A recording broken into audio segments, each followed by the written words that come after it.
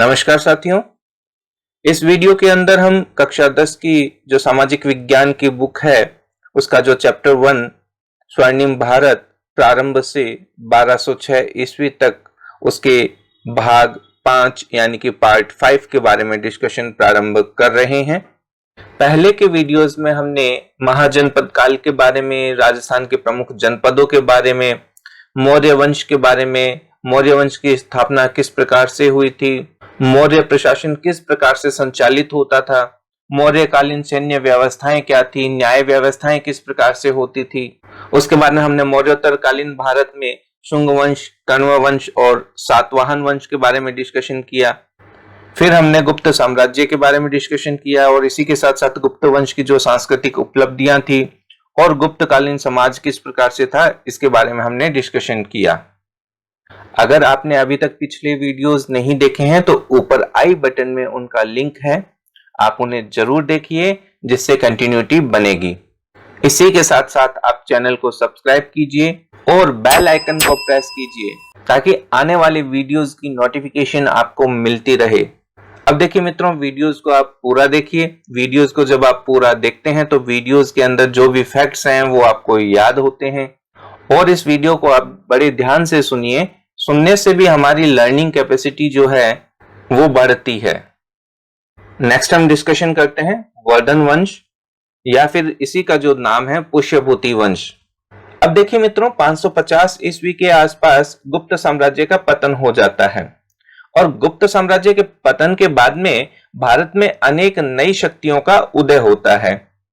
अगर हम उत्तर भारत की बात करें तो उत्तर भारत में पुष्यभूति वंश जो है वो सर्वाधिक महत्वपूर्ण और शक्तिशाली सिद्ध होता है और इतिहास में जो यही राजवंश है वो वर्धन वंश के नाम से प्रसिद्ध होता है। पुष्यभूति वंश का जो संस्थापक है वो पुष्यभूति था। 6ठी शताब्दी ईस्वी में दिल्ली के निकट थानेश्वर में पुष्यभूति से जो शिव का उपासक था इस वंश का प्रारंभ हुआ। यानी कि हम यहाँ पर कह सकते हैं पुष्यभूति जो था इस वंश का संस्थापक था और वो शिव का उपासक था। वर्धन जो है इस वंश के राजाओं की उपाधि हुआ करती थी। ये सामान्यतः गुप्त शासकों के अधीनस्थ सामंत थे या हम कह सकते हैं गुप्त शासकों के अधिकारी थे और इन वर्धनों ने पूर्वी पंजाब में अपने राज्य की स्थापना की और थानेश्वर इनकी राजधानी थी। अब देखिए, वर्तमान परिप्रेक्ष्य में देखें तो ये जो थानेश्वर जो है वो हरियाणा के अंबाला जिले में स्थित है। इस वंश में 3 राजा हुए, प्रभाकर वर्धन, राज्यवर्धन तथा हर्षवर्धन। अब देखिए स्टूडेंट्स, यहीं पर फैक्ट में थोड़ी सी प्रॉब्लम है। हालांकि 10th स्टैंडर्ड है इसलिए इन्होंने सीधा ही लिख दिया होगा कि 3 शासक हुए हैं, 3 राजा हुए हैं, लेकिन ऐसा नहीं है। इतिहास में सिर्फ इतने ही तथ्य नहीं है, सिर्फ इतना सा ही इतिहास नहीं है। वर्धन वंश को समझने के लिए देखिए एक वंशावली आपको स्क्रीन पर दिखाई देगी। जैसा कि हम जानते हैं पुष्यभूति जो है इस वंश का संस्थापक शासक है। उसके बाद में नरवर्धन जो है जिसका कार्यकाल 505 ईस्वी से 530 ईस्वी तक आता है। उसके बाद में राज्यवर्धन प्रथम शासक बनता है जिसका कार्यकाल 530 से 550 ईस्वी है और राज्यवर्धन प्रथम के बाद में आदित्यवर्धन जो है वो शासक बनता है जिसका कार्यकाल 555 ईस्वी से 580 ईस्वी तक माना जाता है। अब देखिए, आदित्यवर्धन के बाद में प्रभाकर वर्धन शासक बनता है और प्रभाकर वर्धन का जो कार्यकाल है 580 ईस्वी से 605 ईस्वी तक माना जाता है। अब देखिए मित्रों, प्रभाकर वर्धन के 3 संतानें हैं, 2 पुत्र हैं और 1 पुत्री है। 2 पुत्रों की बात करें तो एक पुत्र जो बड़ा है जिसका नाम राज्यवर्धन द्वितीय है और जो छोटा है उसका नाम हर्षवर्धन है। एक पुत्री है जिसका नाम राज्यश्री है और राज्यश्री का जो विवाह है एक मौखरी शासक ग्रहवर्मन के साथ किया जाता है और वह सूर्य का उपासक है। अब ये सारे के सारे फैक्ट्स हमें इस वर्धन वंश को समझने में कारगर रहने वाले हैं। अब देखिए मित्रों, प्रभाकर वर्धन की मृत्यु के बाद सिंहासन पर उसका बड़ा पुत्र राज्यवर्धन बैठा, किंतु राज्याभिषेक के बाद राज्यवर्धन को युद्धों में उलझना पड़ा। बंगाल के गौड़ शासक शशांक द्वारा 606 में उसका वध भी कर दिया गया। उसके बाद उसका छोटा भाई हर्षवर्धन 606 से 647 ईस्वी तक शासक बना जिसने 40 वर्ष तक राज्य करके अपनी कीर्ति का विस्तार किया। वह निसंतान था, अतः उसकी मृत्यु के साथ ही पुष्यभूति वंश का अंत हो गया।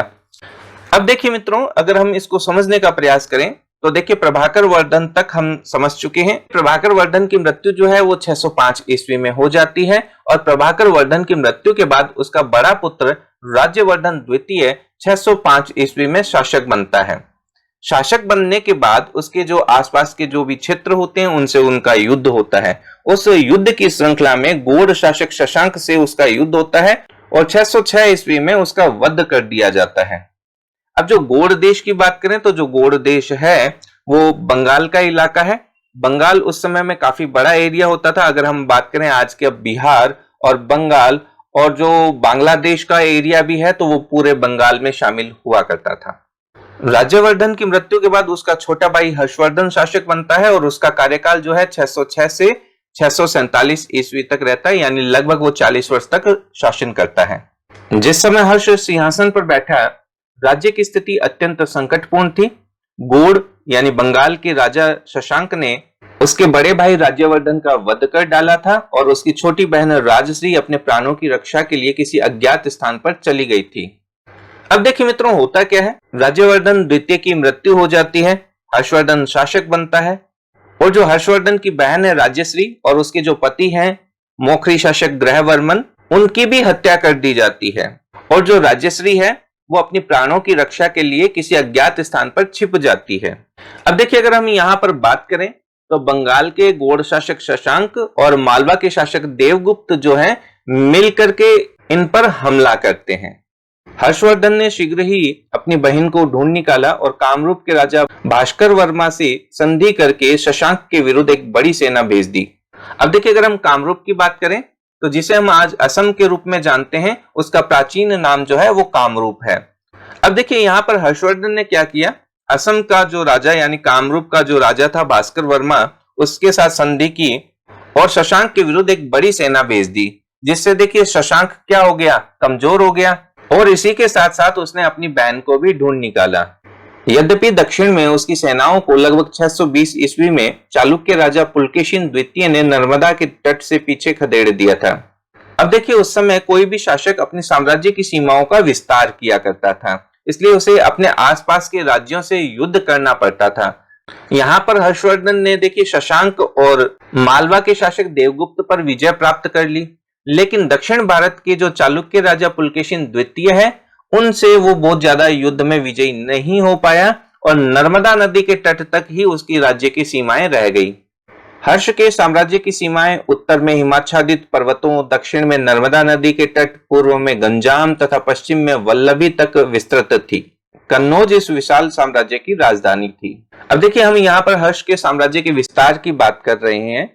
अगर हम उत्तर की बात करें तो हिमाच्छादित पर्वतों तक उसके साम्राज्य का विस्तार था और दक्षिण में नर्मदा नदी के तट तक था, क्योंकि चालुक्य राजा पुलकेशिन द्वितीय ने उसकी सीमाओं को आगे बढ़ने नहीं दिया था।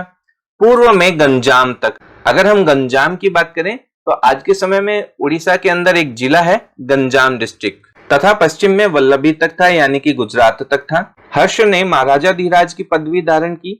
वह शिव और सूर्य की उपासना करता था। बाद में उसका झुकाव महायान बौद्ध धर्म की ओर अधिक हो गया।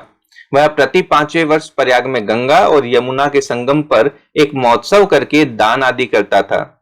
चीनी यात्री हेनसांग भी इस प्रकार के छठे महोत्सव में सम्मिलित हुआ। अब देखिए अगर हम पुष्यभूति की बात करें तो वो शिव का उपासक था। पुष्यभूति के दामाद की बात करें ग्रहवर्मन की तो वह सूर्य का उपासक था और हम हर्षवर्धन की बात करें तो यह शिव और सूर्य दोनों का उपासक था। हर्षवर्धन ने संस्कृत में नागानंद, रत्नावली तथा प्रियदर्शिका नाम से 3 नाटकों की रचना की। यह भी अपने आप में एक बहुत इंपॉर्टेंट क्वेश्चन है कि हर्षवर्धन ने किन नाटकों की रचना की, तो उसने जो संस्कृत के अंदर है नागानंद, रत्नावली और प्रियदर्शिका की जो है रचना की थी। हर्षवर्धन ने बाणभट्ट, मयूर, सुबंधु, मातंग दिवाकर, ईशान आदि विद्वानों और चीनी यात्री हेनसांग को आश्रय प्रदान किया था। अब देखिए हर्षवर्धन के दरबार के अंदर हम बात करें तो काफी विद्वान जो मौजूद थे। कादंबरी और हर्षचरित के लेखक बाणभट्ट इसी के दरबारी थे। मयूर, सुबंधु, मातंग दिवाकर, ईशान आदि सभी विद्वानों को इन्होंने आश्रय प्रदान किया था। इसी के साथ साथ अगर हम विदेशी यात्री की बात करें, चीनी यात्री वेनसांग जो था उसको भी इन्होंने आश्रय प्रदान किया था। अब देखिए एक मुख्य क्वेश्चन जो है विदेशी यात्रियों पर पूछा जाता है तो आप यहां पर देखिए 3 विदेशी यात्री जो हैं उनको ध्यान रखें, कंफ्यूज न हो। मेगास्थनीज जो है वो चंद्रगुप्त मौर्य के दरबार में आया था। जैसा कि हमने पहले पढ़ा है, चंद्रगुप्त मौर्य और यूनान के शासक सेल्यूकस निकेटर के मध्य युद्ध हुआ था और सेल्यूकस निकेटर उस युद्ध में हार गया था और उसकी संधि के उपरांत यूनान का जो राजदूत है मेगास्थनीज वो चंद्रगुप्त मौर्य के दरबार में आया था। उसके बाद में हम बात करते हैं चंद्रगुप्त द्वितीय की, जो कि गुप्त शासक है। चंद्रगुप्त द्वितीय के समय फाहियान नामक विदेशी यात्री भारत आया था। उसका समय 399 ईस्वी से 414 ईस्वी के मध्य तक वो भारत में रहा था। और फिर हम बात करते हैं वेनसांग की। वेनसांग जो है हर्षवर्धन के समय भारत आया था। इस मैप में आप हर्षवर्धन के साम्राज्य के विस्तार को देख सकते हो। इसी के साथ साथ मैं एक मैप और दिखाता हूं, इसमें भी आप हर्ष के साम्राज्य को देख सकते हो। अब देखिए यहां पर आप कामरूप देख पा रहे हैं। इसी के साथ साथ आप डार्क मैरून कलर के अंदर हर्ष एम्पायर देख पा रहे हो, कलिंग देख पा रहे हैं यानी उड़ीसा को आप देख पा रहे हैं, चालुक्य डायनेस्टी को आप देख पा रहे हैं। तो इससे आप पूरा एक आइडिया लगा सकते हैं कि हर्ष का जो साम्राज्य है वो कितना विस्तृत था। नेक्स्ट आप हर्षवर्धन की इमेज देख पा रहे हैं। नेक्स्ट हम डिस्कशन करते हैं पाल वंश। इस वंश का उद्भव बंगाल में लगभग 750 ईस्वी में गोपाल से माना जाता है। पाल वंश का दूसरा शासक धर्मपाल इस वंश का सबसे महान राजा था। उसने अपना राज्य कन्नौज तक विस्तृत किया और प्रतिहारों तथा राष्ट्रकूटों के साथ हुए त्रिकोणात्मक संघर्ष में भी अपने राज्य को सुरक्षित रखा। अब देखिए 750 ईस्वी के आसपास बंगाल के अंदर पाल वंश का उदय होता है। गोपाल जो है इस वंश का प्रथम शासक होता है, यानी गोपाल ही इस वंश की नींव रखता है। अब देखिए गोपाल के बाद में धर्मपाल शासक बनता है। अब देखिए यहां पर एक त्रिकोणात्मक संघर्ष लिखा हुआ है। त्रिकोणात्मक का मतलब है 3 शक्तियों के मध्य यह संघर्ष रहता है और यह संघर्ष जो है कन्नौज के लिए होता है। अब देखिए अगर हम इस त्रिकोणात्मक संघर्ष की बात करें तो यह पाल वंश, राष्ट्रकूट वंश और गुर्जर प्रतिहार वंश के मध्य होता है। 3 डायनेस्टी, 3 वंशों के बीच में होने वाले युद्ध के कारण ही हम इसे त्रिकोणात्मक संघर्ष कहते हैं। उसके पुत्र एवं उत्तराधिकारी देवपाल ने भी कई युद्धों में विजय प्राप्त की। वह अपनी राजधानी को पाटलिपुत्र से बंगाल ले गया। उसकी राजसभा में सुमात्रा के राजा बालपुत्र देव का दूत आया था। अब देखिए यहाँ पर एक क्वेश्चन क्रिएट हो जाता है, सुमात्रा के राजा बालपुत्र देव का दूत किसके समय में आया था? तो हम कहेंगे देवपाल के समय में। अब देखिए देवपाल का जो कार्यकाल है वो 810 से 850 ईस्वी के मध्य का है। देवपाल के बाद पालवंश की जो राज्य शक्ति है शासकों की निर्बलता तथा गुर्जर प्रतिहार राजाओं के आक्रमणों के कारण क्षीण होने लगी। नवे राजा महिपाल प्रथम के राज्यकाल में चोल राजा राजेंद्र प्रथम ने लगभग 1023 ईस्वी में गंगा तक के प्रदेशों को जीत लिया और 12वीं शताब्दी के मध्य तक पालवंश की शक्ति क्षीण हो गई। अब देखिए पहले भी हमने डिस्कशन किया है कि हर राजा अपना क्षेत्र विस्तार करना चाहता था और पड़ोसी शासकों से वो युद्ध किया करता था। इस कारण से जो शासकों का जो क्षेत्र है वो बदलता रहता था। इस प्रकार से नवे राजा महिपाल प्रथम तक आते आते पालवंश की शक्ति जो है वो क्षीण हो जाती है। पालवंशी राजा बौद्ध थे और उनके राज्यकाल में बौद्ध शिक्षा केंद्रों की बड़ी उन्नति हुई। नालंदा तथा विक्रमशिला के प्रसिद्ध महाविहारों को उनका संरक्षण प्राप्त था। प्रसिद्ध बौद्ध भिक्षु अतिशा 10वें पाल राजा नेपाल के राज्यकाल में तिब्बत के राजा के निमंत्रण पर वहां भी गया था। पालवंशी राजा कला तथा वास्तुकला के महान प्रेमी थे। उन्होंने धीमान तथा विठपाल जैसे महान शिल्पियों को संरक्षण प्रदान किया। पाल युग के अनेक जलाशय दीनापुर जिले में अभी भी बचे हुए हैं। अब देखिए अगर हम इन पालवंशी शासकों की बात करें तो ये बौद्ध धर्म को मानने वाले थे और उन्होंने नालंदा और विक्रमशिला के प्रसिद्ध महाविहारों को भी संरक्षण प्रदान किया था। फिर हम दीनापुर जिले की बात करें तो देखिए दीनापुर जिला वर्तमान में बिहार स्टेट में है। नेक्स्ट हम डिस्कशन करते हैं राष्ट्रकूट वंश। इस राजवंश की स्थापना दंती दुर्ग ने 736 ईस्वी में की थी। उसने नासिक को अपनी राजधानी बनाया। इस वंश में 14 शासक हुए। अब देखिए दंती दुर्ग ने राष्ट्रकूट वंश की नींव रखी। दंती दुर्ग वातापी के चालुक्यों के अधीन सामंत था। अब देखिए अगर हम चालुक्यों की बात करें तो चालुक्यों की 2 शाखाएं थी, एक वातापी के चालुक्य और एक कल्याणी के चालुक्य। दंती दुर्ग ने अंतिम चालुक्य शासक कीर्तिवर्मा द्वितीय को पराजित करके दक्षिण में चालुक्यों की सत्ता समाप्त कर दी। कृष्ण प्रथम ने एलोरा के सुप्रसिद्ध कैलाशनाथ मंदिर का निर्माण करवाया। अब देखिए, जो दंती दुर्ग है वो चालुक्यों के अधीन सामंत था और उसने अंतिम चालुक्य शासक कीर्तिवर्मा द्वितीय को पराजित किया था और दक्षिण से चालुक्यों की सत्ता इसने समाप्त कर दी। दंती दुर्ग के बाद में उसका छोटा भाई कृष्ण प्रथम जो है वो शासक बना और उसने एलोरा के अंदर सुप्रसिद्ध कैलाशनाथ मंदिर का निर्माण करवाया। इस वंश के चौथे शासक ध्रुव ने गुर्जर प्रतिहार शासक वत्सराज को पराजित किया और पांचवें शासक गोविंद तृतीय ने गुर्जर प्रतिहार शासक नागभट्ट द्वितीय और पाल शासक धर्मपाल को पराजित किया। अब देखिए, इस वंश का जो चौथा शासक था ध्रुव, उसने गुर्जर प्रतिहार शासक वत्सराज को पराजित किया था और पांचवा शासक था गोविंद तृतीय, उसने गुर्जर प्रतिहार शासक नागभट्ट द्वितीय और पाल शासक धर्मपाल को पराजित किया था। उसने राष्ट्रकूटों के साम्राज्य को मालव प्रदेश से कांची तक विस्तृत कर दिया। छठा शासक अमोघ वर्ष शांतिप्रिय था, जिसने लगभग 64 वर्षों तक राज्य किया। उसी ने मान्यखेत या मालखेड़ को राष्ट्रकूटों की राजधानी बनाया। अरब यात्री सुलेमान ने अमोघ वर्ष की गणना विश्व के तत्कालीन 4 महान शासकों में की। कृष्ण द्वितीय तथा इंद्र तृतीय ने कन्नौज के तत्कालीन शासक महीपाल को पराजित करके भागने को विवश कर दिया। 12वें शासक कृष्ण तृतीय के शासनकाल में राष्ट्रकूटों का दक्षिण के चोल शासकों से एक दीर्घकालीन संघर्ष आरंभ हुआ। अब देखिए, यहाँ पर एक इंपॉर्टेंट फैक्ट हमारे सामने ये आता है कि राष्ट्रकूट शासक अमोघ वर्ष के समय अरब यात्री सुलेमान आया था। राष्ट्रकूटों का पराभव कल्याणी के चालुक्यों के द्वारा हुआ, यानी कि राष्ट्रकूटों की जो हार है वो कल्याणी के चालुक्यों के द्वारा हुई थी। अब देखिए, अभी अभी हमने डिस्कशन किया था कि चालुक्यों की 2 शाखाएं थी, वातापी के चालुक्य और कल्याणी के चालुक्य। तो कल्याणी के चालुक्यों ने राष्ट्रकूटों को हराया था। चालुक्य शासक तेलप ने 973 ईस्वी में इस वंश के कर्क द्वितीय को पराजित करके मान्यखेत पर अधिकार कर लिया। राष्ट्रकूट शासक वैदिक धर्म के प्रबल समर्थक थे। उन्होंने कई भव्य मंदिरों का निर्माण करवाया। वे संस्कृत तथा कन्नड़ साहित्य के पोषक थे। अरबों ने इस वंश के शासकों को वल्लराज संबोधित किया। नेक्स्ट हम डिस्कशन करते हैं गुर्जर प्रतिहार वंश। अब देखिए, 750 ईस्वी के आसपास के उत्तरी भारत की अगर हम बात करें तो उस समय उत्तरी भारत में 2 महत्वपूर्ण शक्तियां थी। एक थे गुर्जर प्रतिहार और एक थे पाल। प्रतिहारों ने उत्तरी भारत में एक विशाल साम्राज्य स्थापित किया और कन्नौज की प्रतिष्ठा को इन्होंने पुनर्स्थापित किया था।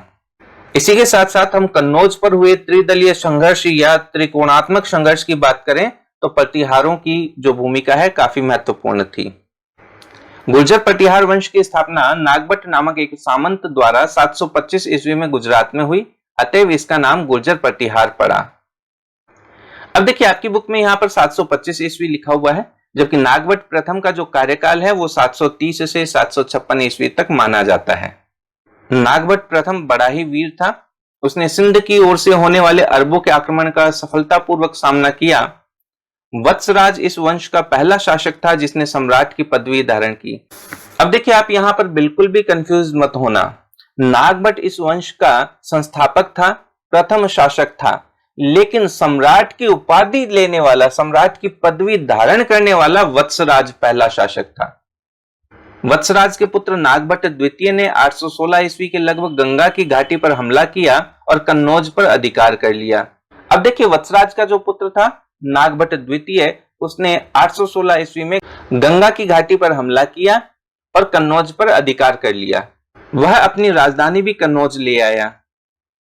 नागभट्ट द्वितीय राष्ट्रकूट राजा गोविंद तृतीय से पराजित हुआ। अब देखिए, यहाँ पर हम त्रिदलीय संघर्ष की ही चर्चा कर रहे हैं। नागभट्ट द्वितीय जो है वो गुर्जर प्रतिहार वंश का शासक है और गोविंद तृतीय जो है वो राष्ट्रकूट शासक है। उसके वंशज कन्नौज तथा आसपास के क्षेत्रों पर 1018 से 19 तक शासन करते रहे। इस वंश का सबसे प्रतापी राजा भोज प्रथम था, जो मिहिर भोज के नाम से जाना जाता है और नागभट्ट द्वितीय का पुत्र था। अरब व्यापारी सुलेमान इसी के समय भारत आया था। अगला सम्राट महेंद्रपाल था, जो कपूर मंजरी नाटक के रचयिता महाकवि राजशेखर का शिष्य और संरक्षक था। अब देखिए, मिहिर भोज के बाद में जो अगला सम्राट है वो महेंद्रपाल था। अब ये जो महेंद्रपाल था ये राजशेखर का शिष्य और उनका संरक्षक भी था, और ये जो राजशेखर है वो कपूर मंजरी नाटक के रचयिता थे। महेंद्र का पुत्र महिपाल राष्ट्रकूट राजा इंद्र तृतीय से बुरी तरह पराजित हुआ। अब देखिए, महेंद्र का पुत्र जो महिपाल होता है वो राष्ट्रकूट राजा इंद्र तृतीय से पराजित हो जाता है। महिपाल के समय गुर्जर प्रतिहार राज्य का पतन होने लगा। उसके बाद के राजाओं में भोज द्वितीय, विनायकपाल, महेंद्रपाल द्वितीय, देवपाल, महिपाल द्वितीय और विजयपाल ने 1013 ईस्वी तक अपने राज्य को कायम रखा। अब देखिए यहाँ पर हम ये समझ सकते हैं कि महेंद्रपाल के बाद में कमजोर शासक प्रारंभ हो गए। महमूद गजनवी के हमले के समय कन्नौज का शासक राज्यपाल था। राज्यपाल बिना लड़े भाग खड़ा हुआ। बाद में उसने महमूद की अधीनता स्वीकार कर ली। इससे आसपास के राजपूत राजा बहुत नाराज हुए। महमूद गजनवी के लौट जाने पर कलिंजर के चंदेल राजा गंड के नेतृत्व में राजपूत राजाओं ने उसे मार डाला और उसके स्थान पर त्रिलोचन पाल को गद्दी पर बिठाया। अब देखिए होता क्या है, जब महमूद गजनवी का आक्रमण होता है तो उस समय कन्नौज का जो शासक है वो राज्यपाल होता है और राज्यपाल उससे युद्ध किए बगैर ही भाग खड़ा होता है और बाद में उसकी अधीनता भी स्वीकार कर लेता है। जब राज्यपाल महमूद गजनवी की अधीनता स्वीकार कर लेता है तो उसके आसपास के राजपूत शासक उससे नाराज हो जाते हैं। महमूद गजनवी सोमनाथ पर हमला करते हुए भारत को लूटकर जब चला जाता है तो कलिंजर के चंदेल राजा के नेतृत्व में राजपूत शासक राज्यपाल को मार देते हैं और उसके बाद में त्रिलोचन पाल को गद्दी पर बैठा दिया जाता है। अब देखिए त्रिलोचन पाल के बाद में होता है यशपाल। अब ये दोनों ही कमजोर शासक होते हैं।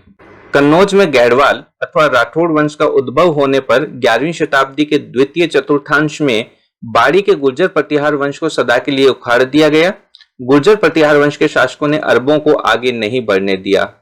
अब देखिए त्रिलोचन पाल और यशपाल के साथ साथ गुर्जर प्रतिहार वंश कमजोर होने लग गया और दूसरी तरफ गैड़वाल और राठौड़ वंश का उद्भव होने लग गया।